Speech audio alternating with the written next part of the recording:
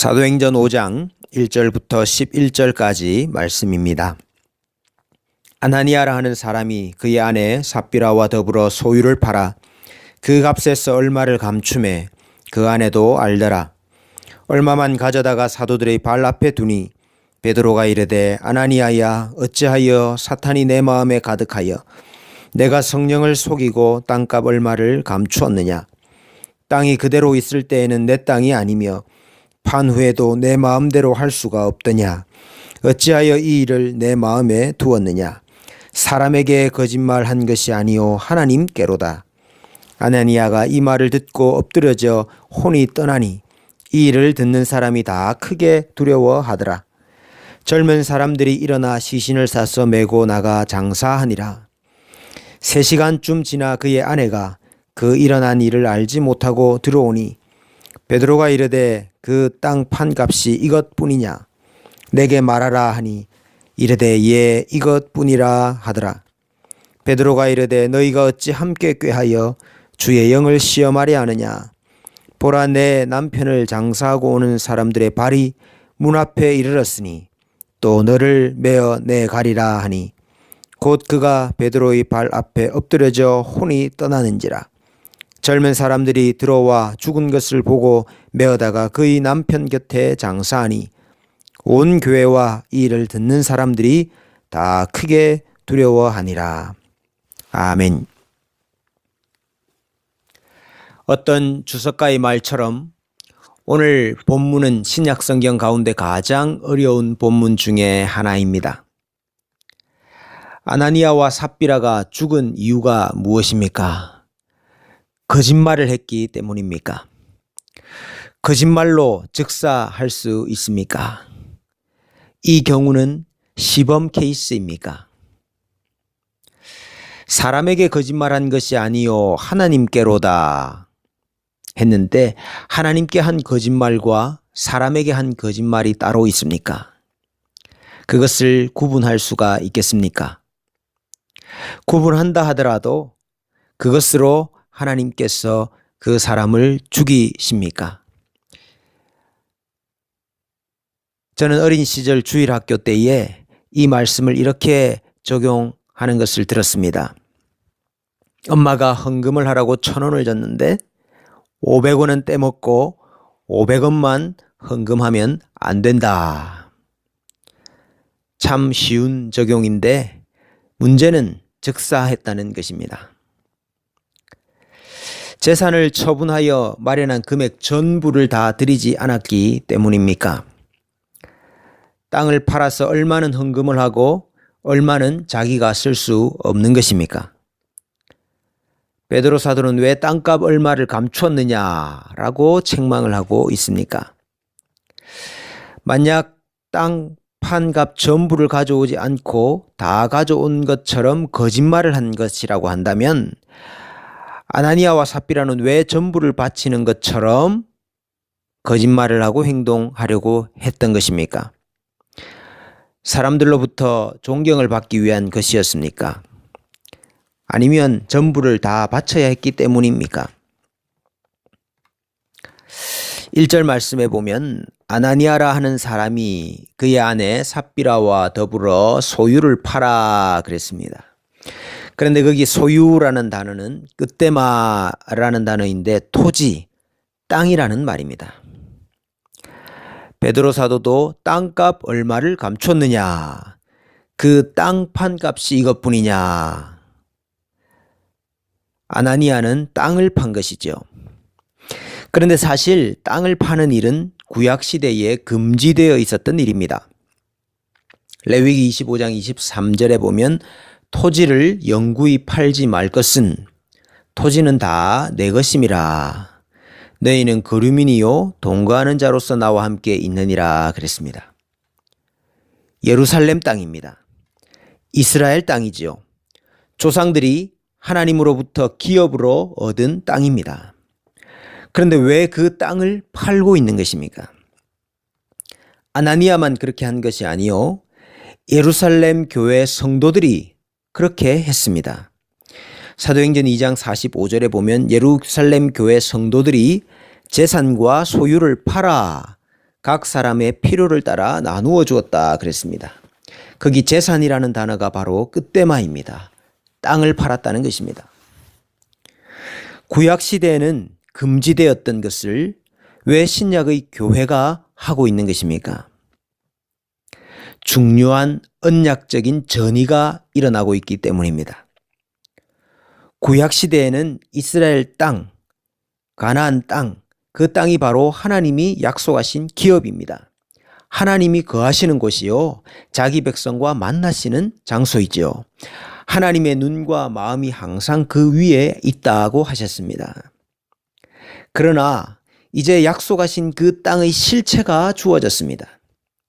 참 기업은 가나안 땅이 아니라 예수 그리스도이시지요. 참 성전은 헤롯 성전이 아니라 예수 그리스도이십니다. 백성들에게 주신 기업이 바로 예루살렘 교회인 것입니다.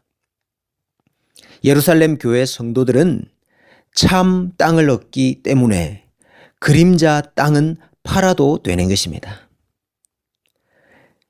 예루살렘 교회는 새로운 첫 번째 땅이요, 새 기업입니다. 한 부자 청년이 예수님께 찾아왔지요. 선생님이여, 내가 무슨 선한 일을 하여야 영생을 얻으리이까? 계명을 지키라 그랬습니다. 그랬더니 청년이 이것은 내가 다 지켰습니다. 그러자 예수님께서 이렇게 말씀하십니다. 내가 온전하고자 할진대 가서 내 소유를 팔아 가난한 자들에게 주라. 그리하면 하늘에서 보화가 내게 있으리라. 그리고 와서 나를 따르라 하시니, 그 청년이 재물이 많음으로 이 말씀을 듣고 근심하며 가니라 그랬습니다. 그 청년이 재물이 많았다 그랬습니다. 그 재물 끝대마입니다. 땅과 토지입니다. 그 토지를, 그 땅을 다 처분할 생각을 하니까 근심하여 돌아갔다 그랬습니다. 그 청년이 돌아간 뒤에 베드로가 예수님께 물었습니다. 우리가 모든 것을 버리고 주를 따라 싸운데 그런즉 우리가 무엇을 얻으리이까? 예수님께서 내 이름을 위하여 집이나 형제나 자매나 부모나 자식이나 전토를 벌인 자마다 여러 배를 받고 또 영생을 상속하리라 하셨습니다. 누가복음에서는 이렇게 말씀합니다. 하나님의 나라를 위하여 집이나 아내나 형제나 부모나 자녀를 버린 자는 현세에 여러 배를 받고 내세에 영생을 받지 못할 자가 없느니라. 성경은 자신의 많은 재물, 많은 토지를 버리지 못한 청년과 모든 것을 다 버리고 예수님을 쫓았던 제자들과 대조를 하고 있습니다. 그 모든 소유를 버린 자는 현세에서 여러 배를 받는다고 하셨습니다. 어떻게 현세에서 여러 배를 받을 수 있습니까?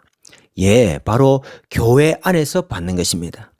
교회 안에서 새로운 형제자매, 새로운 부모와 자식, 새로운 집과 전토를 받게 되는 것입니다.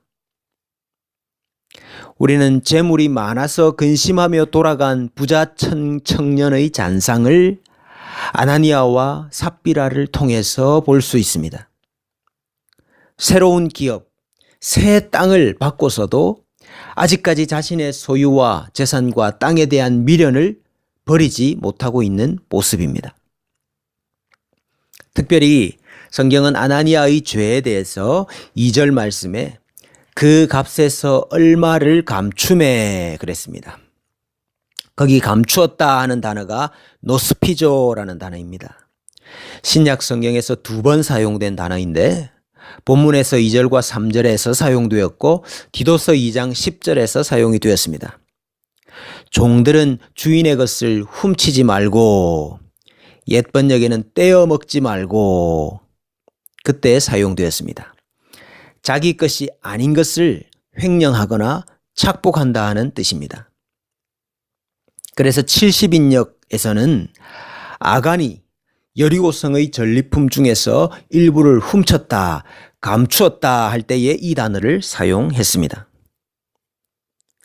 왜 여리고성의 전리품들을 개인이 차지할 수가 없었습니까? 그것이 처음 것이었기 때문이었습니다. 가나안 땅의 첫 번째 것이었습니다. 처음 것은 다 여호와의 것이죠. 아간은 여호와의 것을 훔치고 숨겼기 때문에 죽임을, 즉 헤렘을 당하였습니다. 예수 그리스도 안에서 첫 번째 기업이 바로 예루살렘 교회입니다. 예루살렘 교회는 상징성과 예표성을 가진 교회입니다. 첫 번째 교회이기 때문이죠. 첫 열매이기 때문입니다. 처음 것은 다 여호와의 것입니다. 그 예루살렘 교회가 어떤 식으로 세워지고 있었습니까? 그 당시 예수님을 믿는다 하는 것은 유대 사회로부터의 추방을 의미했습니다. 말 그대로 부모와 형제와 자매와 집과 전토를 버려야 하는 일이었습니다. 그러므로 교회에 모여서 공동생활을 할 수밖에 없는 경우가 많았습니다. 그래서 예루살렘 교회는 자기 것을 자기 것이라 하지 아니하고 서로 통용했습니다. 사도행전 4장 34절에도 이는 밭과 집 있는 자는 팔아 그 판 것의 값을 가져다가 사도들의 발 앞에 두매 그들이 각 사람의 필요를 따라 나누어 주었다고 했습니다. 자기들의 소유와 토지를 팔아서 그것을 모두 갖다 바침으로 예루살렘 교회가 세워지고 있었던 것입니다. 그런데 아나니아와 삽비라는 그 가운데서 일부를 자기 것으로 감춘 것입니다. 그래서 아나니아의 죄는 하나님의 것을 훔친 죄로 취급을 받고 있는 것입니다. 마치 아간과 같은 인물로 그려지는 것입니다. 하나님의 것을 훔치고 감추었던 아간이 아골골짜기에서 죽임을 헤렘을 당했듯이 아나니아와 삽비라는 여기 사도들의 발 앞에서 베드로의 발 앞에서 즉사함으로 헤렘을 당하고 있는 것입니다. 지금 우리는 재산을 팔아서 일부만 헌금을 하고 나머지는 내가 쓴다 해서 아무런 문제가 될 것이 없습니다. 그러나 오늘 본문의 사건은 옛 언약 시대에서 새 언약 시대로 넘어가는 시대의 전위적인 사건인 것입니다. 성경이 보여주고자 하는 것은 예루살렘 교회가 가지는 이 상징성과 예표성인 것입니다. 새 땅, 새 기업을 얻고 누리기 위해서는 이제 옛 땅과 옛 기업, 옛 소유는 다 버려야 한다는 사실을 보여주고 있는 것입니다. 예수님께서 마태복음 13장 44절에서 이런 비유를 하셨습니다. 천국은 마치 밭에 감추인 보화와 같으니 사람이 이를 발견한 후 숨겨두고 기뻐하며 돌아가서 자기의 소유를 다 팔아 그 밭을 사느니라. 그렇습니다. 우리는 밭에서 보화를 발견했습니다. 그래서 자기 소유를 다 팔아 그 밭을 사는 사람입니다. 새로운 밭은 자기 옛 소유, 자기의 옛 밭을 다 팔아서 사는 것입니다. 구약시대 그림자로 주신 약속의 기업, 그 땅은 팔고 기업의 온전한 성취이신 예수님께로 와야만 하는 것입니다. 참 기업이신 예수님 안에 거하려면 모든 것을 다 팔아 바쳐야 합니다. 예수님은 우리의 모두를, 전부를 요구하십니다. 아직까지도 옛것에 마음이 있어서 근심하며 돌아갔던 그 부자 청년이 되어서는 안 됩니다. 무엇이 진짜 귀한 것인지를 보고 모든 것을 다 바쳐서 천국을 소유하는 천국 백성들이 되시기를 원합니다.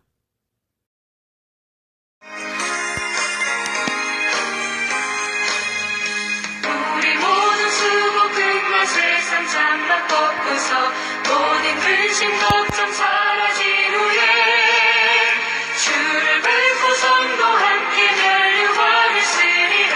새 예루살렘에서 성도들이 함께 올 때 기뻐 노래하리라.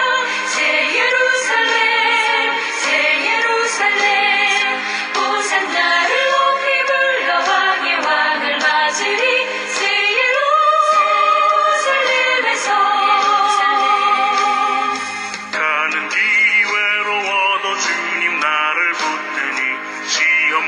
근심 걱정 없으며 주를 믿고 따라가면 그의 뜻을 알리라. 새 예루살렘에서 성도들이 함께 올 때 기뻐 노래하리라.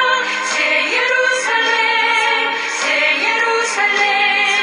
호산나를 높이 불러 왕의 왕을 맞으리. 새 예루살렘에서 내가 세상 작별하고 모든 눈물 거두고 주의 영광 찬란하게 비치네. 나를 구속하신 주를 기쁨으로 배우리. 새 예루살렘에서 성도들이 함께 올 때 기뻐 노래하리라. 새 예루살렘 호산나를 높이 불러 왕의 왕을 맞으리. 새 예루살렘에서